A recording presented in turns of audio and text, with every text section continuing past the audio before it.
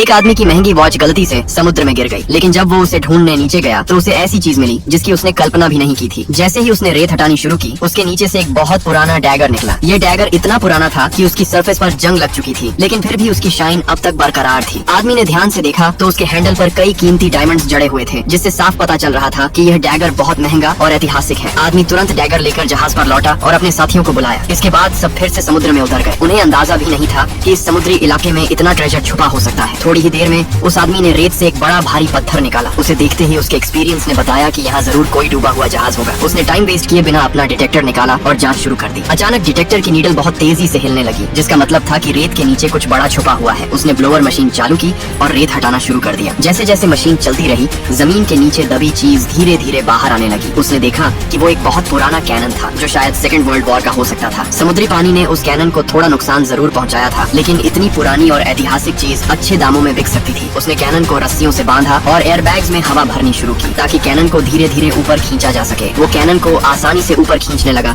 लेकिन जैसे ही वो सरफेस के पास पहुंचा, अचानक एक हाई स्पीड बोट उसके ठीक ऊपर आ गई। पता चला कि मरीन पुलिस आसपास पेट्रोल कर रही थी। उन्होंने देखा कि वहाँ एक जहाज खड़ा है, जबकि यह इलाका एक्सप्लोरेशन के लिए प्रोहिबिटेड था। इसलिए उन्होंने कैनन को पानी से बाहर निकालने की हिम्मत नहीं की। उसके एक साथी ने पुलिस को बातचीत में उलझाने की कोशिश की, लेकिन पानी में ज्यादा देर तक रुकना आसान नहीं था। इसी बीच पॉल ने फैसला किया कि वो थोड़ा ऑक्सीजन रिलीज करके कैनन को वापस नीचे गिरा देगा, लेकिन उसके एक साथी से गलती हो गई और उसका हाथ फिसल गया। उसने एक बार में सारा ऑक्सीजन रिलीज कर दिया। कैनन तेजी से नीचे गिरने लगा और उसका साथी भी उसके साथ खींचता चला गया। उसका एक हाथ कैनन के नीचे फंस गया। सब साथी मदद के लिए आगे आए, लेकिन कैनन इतना भारी था कि कोई उसे हिला भी नहीं पाया। ऊपर से ऑक्सीजन भी लगभग खत्म हो चुकी थी। अगर ऐसे ही चलता रहा तो सबकी जान जा सकती थी। इस संकट की घड़ी में पॉल ने दिमाग लगाया। उसने बची हुई ऑक्सीजन एयरबैग्स में भरी और पूरी ताकत से कैनन उठाने की कोशिश की। एयरबैग्स की मदद से सबने मिलकर अपने साथी को बचा लिया। जब सब जहाज पर लौटे तो देखा कि मरीन पुलिस अब भी वहाँ खड़ी थी, लेकिन किस्मत ने साथ दिया, क्योंकि उनके साथी नीला ने देखा कि पुलिस में से एक उसका पुराना दोस्त था। थोड़ी बातचीत के बाद उसने उन्हें वहाँ से जाने दिया। इस घटना के बाद पॉल को यकीन हो गया